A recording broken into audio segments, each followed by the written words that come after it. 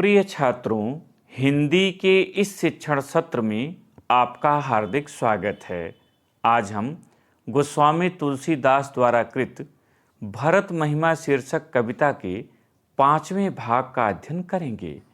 प्रस्तुत अंश में सेना सहित भरत को देखकर लक्ष्मण के मन में उत्पन्न शंका का श्री राम निवारण करते हैं। इन पंक्तियों में श्री राम के भातृप्रेम और चारित्रिक दृढ़ता का स्वाभाविक एवं सुंदर वर्णन किया गया है। छंद देखें। भरतहि होय न राज मधु, विधि हरिहर पद पाय, कबहू की कांजी सी करन, क्षीर सिंधु बिनसाय। कठिन शब्दों का अर्थ और व्याख्या एक साथ देखें। राज मधु, राज्य प्राप्ति का मद, अभिमान, राज्य की प्राप्ति का अभिमान। विधि माने ब्रह्मा, हरि माने विष्णु और हर माने शिव, महेश।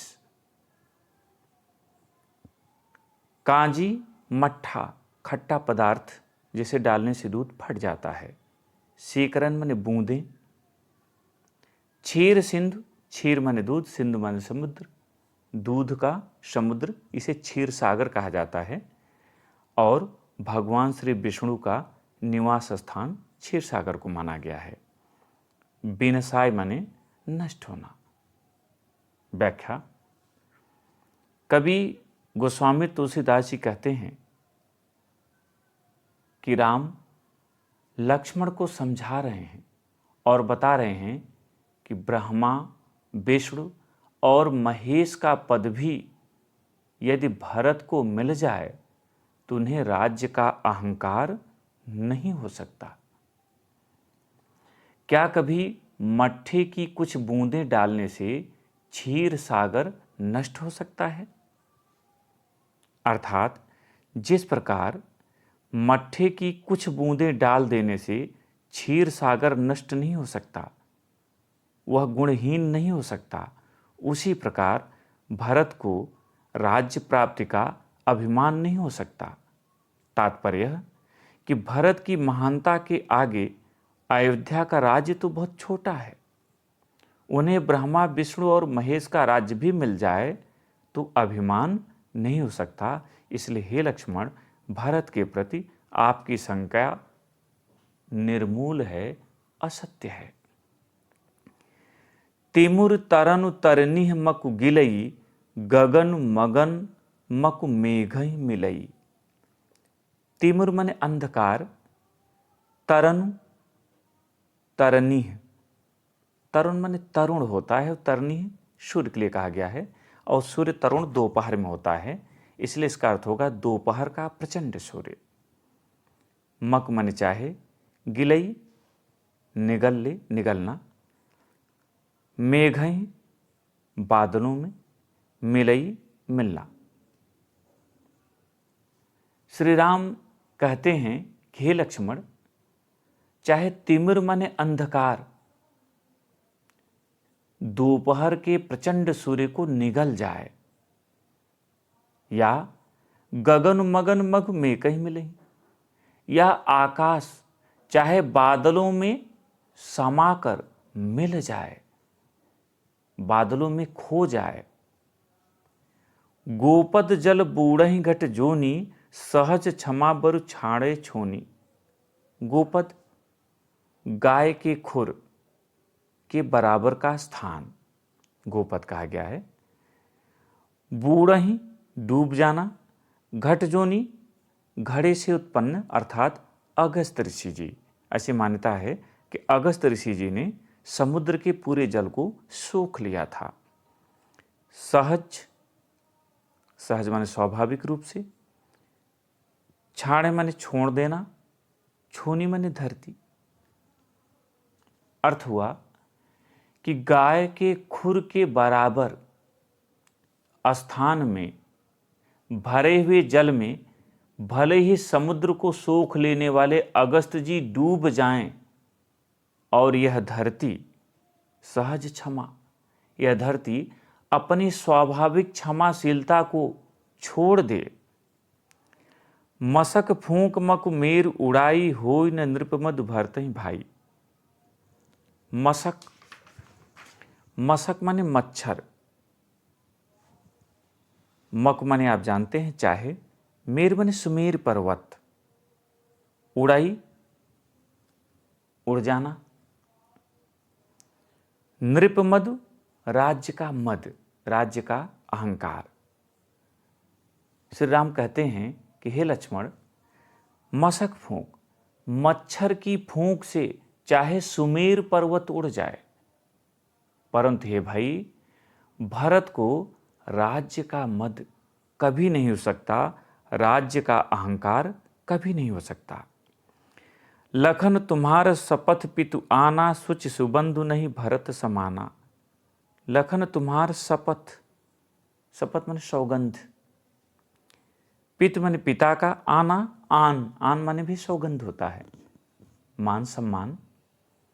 सुबंधु माने उत्तम भाई, श्रेष्ठ भाई। वे कहते हैं कि हे लक्ष्मण, मैं तुम्हारी शपथ और पिताजी की सौगंध खाकर कहता हूं कि भरत के समान सुच माने पवित्र और सुबंधु उत्तम भाई संसार में कोई दूसरा नहीं है। सगुन खीरु अवगुण जलु ताता, मिलई रचय पर पंचु विधाता। सगुन खीर, गुण रूपी खीर माने दूध, सगुन माने गुण रूपी, अब खीर माने दूध, गुण रूपी दूध, अवगुण जल, अवगुण रूपी जल, मिले माने मिलाकर, रचे माने रचना करना, परपंच संसार को कहा गया है, जगत को कहा गया है, सृष्टि को कहा गया है, विधाता माने ब्रह्मा। व्याख्या हुई। श्री राम कहते हैं हे लक्ष्मण, गुण रूपी दूध और अवगुण रूपी जल को मिलाकर विधाता ने, ब्रह्मा ने इस संसार की रचना की है। भरत हंस रविवंश तड़ागा, जन्म कीन्ह गुण दोष विभागा। भरत हंस, भरत रूपी हंस, रविवंश सूर्यवंश, तड़ाग मने तालाब, जन्म जन्म लेकर, गुण दोष विभागा, विभागा मने अलग अलग करना। श्री राम कहते हैं हे लक्ष्मण, भरत ने सूर्यवंश रूपी तालाब में हंस रूप में जन्म लेकर गुण और दोष का विभाग कर दिया, अर्थात दोनों को अलग अलग कर दिया। जैसे हंस दूध को जल ग्रहण करके जल को त्याग देता है, उसी प्रकार भरत ने गुण रूपी दूध को ग्रहण कर लिया और अवगुण रूपी जल को त्याग दिया है। गहि गुण पय तज अवगुण बारी, निज जस जगत कीन्ह उजियारी। गहि माने पकड़कर, गुण माने गुण और पय माने दूध, एक साथ होगा गहि गुण पय, गुण रूपी दूध को ग्रहण कर, गहि पकड़ना ग्रहण करना, तो गहि गुण पय गुण रूपी दूध को ग्रहण कर, तज माने त्याग कर, अवगुण बारी, अवगुण रूपी जल, यहाँ बारी वारी से बना है और चूंकि छंद में कवि को इतना अवकाश होता है, उसको इतना अधिकार होता है कि वह शब्दों में परिवर्तन कर सकता है, इसलिए उन्होंने वार को बारी रूप में लिया है, अवगुण रूपी जल। निज मने अपने, जस यश, उजियारी उजाला कर दिया, उजाला फैलाना। अर्थ हुआ गुण रूपी दूध को ग्रहण कर, गह गुण पय, गुण रूपी दूध को ग्रहण कर और अवगुण रूपी जल को त्याग कर भरत ने निज जस, अपनी यश से जगत कीन उजियारी, संसार में उजाला कर दिया है। कहत भरत गुणशील सुभाऊ, प्रेम पयोधि मगन रघुराऊ। कहत माने कहती हुई, गुण गुण, शील स्वभाव माने स्वभाव, प्रेम माने प्रेम, पयोधि माने समुद्र, मगन माने मग्न, रघुराऊ रघुनाथ श्री राम। अर्थ हुआ भरत जी के गुण, शील और स्वभाव को कहते हुए श्री राम प्रेम के समुद्र में मग्न हो गए, अर्थात उनके भीतर भात प्रेम की धारा बह निकली। वे उस प्रेम समुद्र में मग्न हो गए, डूब गए। यहां पर काव्य सौंदर्य होगा। श्री राम का भातृ प्रेम और उनका भरत के प्रति दृढ़ विश्वास प्रशंसनीय है। इसमें रस शांत है। यहाँ दोहा चौपाई छंद है। अनुप्रास, रूपक, दृष्टांत एवं अतिशयोक्ति इसमें अलंकार हैं। भाषा अवधि, शैली गेय प्रबंध शैली, गुण प्रसाद और शब्द शक्ति अभिधा एवं लक्षणा। पद्यांश पर आधारित प्रश्न देखें। पहला प्रश्न है, प्रस्तुत पद्यांश का शीर्षक तथा कवि का नाम लिखिए। उत्तर, प्रस्तुत पद्यांश का शीर्षक भरत महिमा तथा कवि का नाम गोस्वामी तुलसीदास है। दूसरा प्रश्न, रेखांकित अंश की व्याख्या कीजिए। और यहाँ पर रेखांकित अंश है, सगुन खीरु अवगुण जलुताता, मिलई रचई पर पंच विधाता, भरत हंस रविवंश तड़ागा, जन्म कीन्ह गुण दोष विभागा। उत्तर, श्री राम लक्ष्मण को संबोधित करते हुए कहते हैं कि हे लक्ष्मण, ब्रह्मा जी ने गुण रूपी दूध और अवगुण रूपी जल को मिलाकर इस संसार की रचना की है, किंतु भरत ने सूर्य वंश रूपी तालाब में हंस रूप में जन्म लेकर गुण और दोषों को अलग अलग कर दिया। अर्थात जैसे हंस दूध को ग्रहण कर जल को छोड़ देता है, उसी तरह भरत ने गुणों को ग्रहण कर अवगुणों को त्याग दिया है। तीसरा प्रश्न, श्री राम ने शपथ लेकर लक्ष्मण से क्या कहा।